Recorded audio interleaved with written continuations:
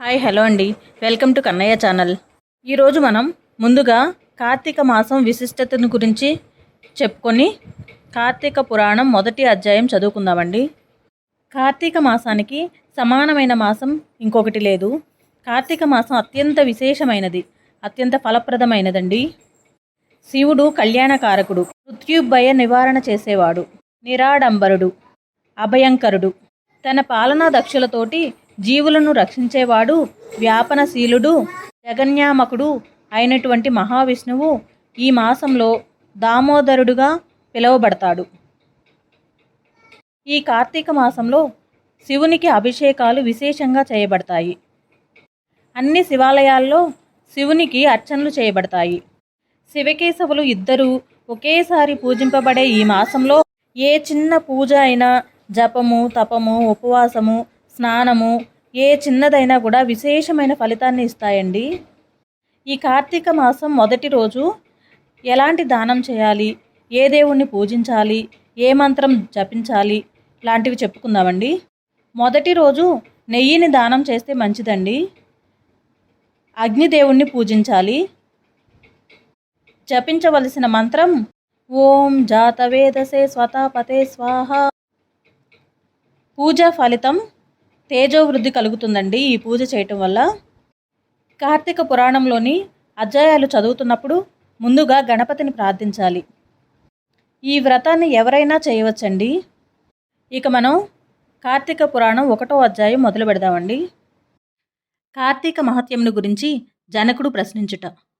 శ్రీ మదకిలాండ కోటి బ్రహ్మాండ మందలి ఆర్యావర్తనమందు నైమిసారణ్యములో సౌనకాది మహామునులతో ఒక ఆశ్రమము నిర్మించుకొని సకల పురాణములు, పుణ్యచరిత్రలు వారికి వినిపించుచు సూత మహాముని కాలం గడుపుచుండెను. ఒకనాడు సౌనకాది మునులు గురుతుల్యుడగు సూతిని గాంచి, ఆర్య, తమ వలన అనేక పురాణేతిహాసములు, వేదాంగముల రహస్యములు సంగ్రహముగా గ్రహించినారము.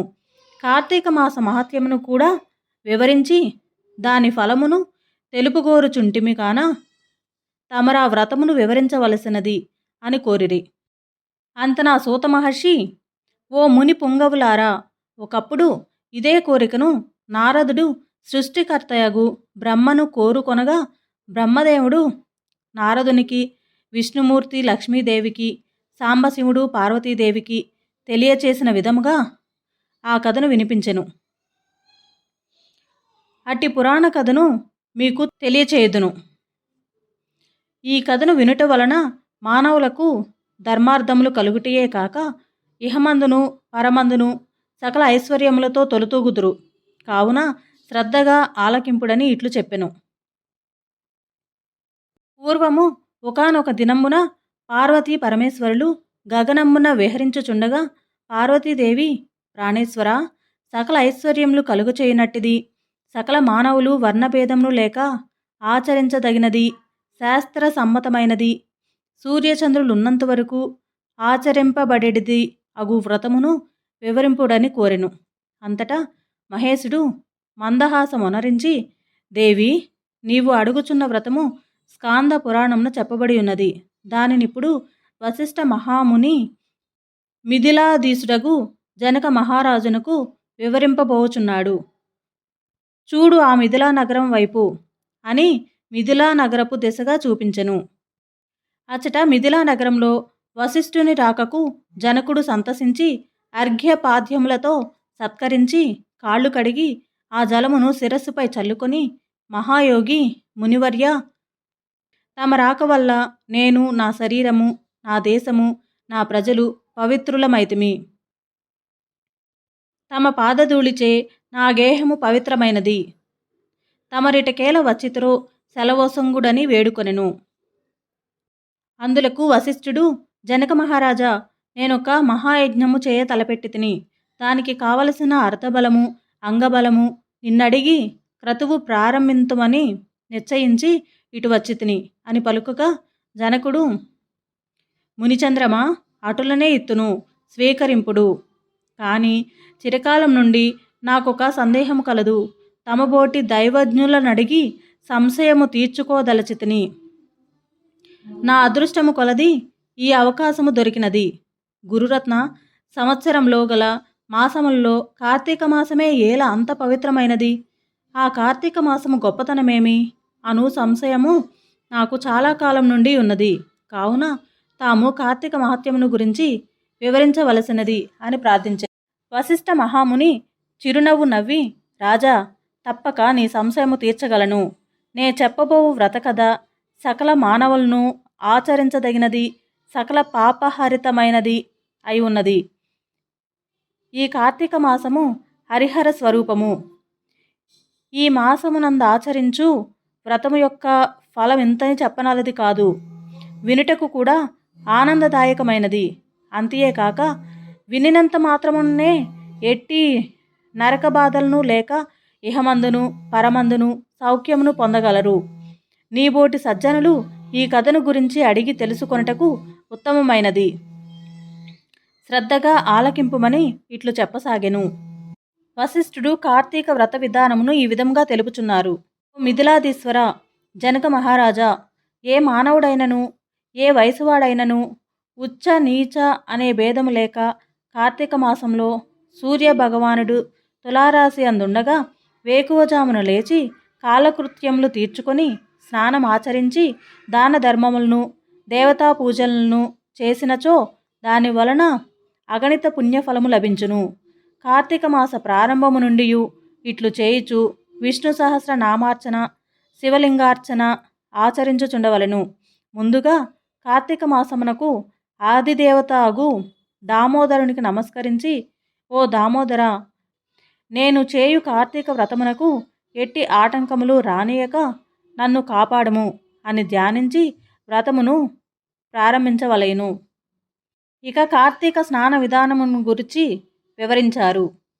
ఓ రాజా, ఈ వ్రతం ఆచరించు దినములలో సూర్యోదయమునకు పూర్వమే లేచి కాలకృత్యములు తీర్చుకొని నదికి పోయి స్నానం ఆచరించి గంగకు, శ్రీమన్నారాయణుకు, పరమేశ్వరునకు, భైరవునకు నమస్కరించి సంకల్పము చెప్పుకొని మరల నీట మునిగి సూర్య భగవానుకు అర్ఘ్య ప్రదానమొసంగి పితృదేవతలకు క్రమప్రకారముగా తర్పణములొనర్చి గట్టుపై 3 దోసిళ్లు నీళ్లు పోయవలను. ఈ కార్తీక మాసంలో పుణ్యనదులైన గంగా, గోదావరి, కృష్ణ, కావేరి, తుంగభద్ర, యమున మున్నగు నదుల్లో ఏ ఒక్క నదిలోనైనను స్నానం ఆచరించిన ఎడల గొప్ప ఫలము కలుగును. తడిబట్టలు వీడి మడిబట్టలు కట్టుకొని శ్రీ మహావిష్ణువునకు ప్రీతికరమైన పుష్పములను తానే స్వయముగా కోసి తెచ్చి నిత్య ధూప దీప నైవేద్యములతో భగవంతుని పూజ చేసుకొని గంధము తీసి భగవంతునికి సమర్పించి తాను బొట్టు పెట్టుకొని పిమ్మట అతిథి అభ్యాగతులను పూజించి వారికి ప్రసాదమిడి తన ఇంటి వద్ద కానీ దేవాలయంలో కానీ లేక రావి చెట్టు మొదట కానీ కూర్చుండి కార్తీక పురాణము చదవవలెను. ఆ సాయంకాలము సంధ్యావందనం ఆచరించి శివాలయమందు కానీ విష్ణాలయమందు కానీ లేక తులసికోట వద్ద కానీ దీపారాధన చేసి శక్తిని బట్టి నైవేద్యము తయారు చేయించి స్వామికి సమర్పించి అందరికీ పంచిపెట్టి తర్వాత తాను భుజింపవలెను. మరునాడు మృష్టాన్నముతో భూత తృప్తి చేయవలెను. ఈ విధంగా వ్రతం ఆచరించిన స్త్రీ పురుషులకు పూర్వమందును ప్రస్తుత జన్మమందును చేసిన పాపము పోయి మోక్షమున్న కర్హులగుదురు. ఈ వ్రతము చేయుటకు అవకాశము లేని వారు వ్రతము చేసిన వారిని చూసి వారికి నమస్కరించినచో వారికి కూడా తత్సమాన ఫలము దక్కును. ప్రథమాధ్యాయము మొదటి రోజు పారాయణము సమాప్తము. ఈ కార్తీక పురాణం చదివిన వారికే కాకుండా విన్నవారికి కూడా మంచి ఫలితం లభిస్తుందండి.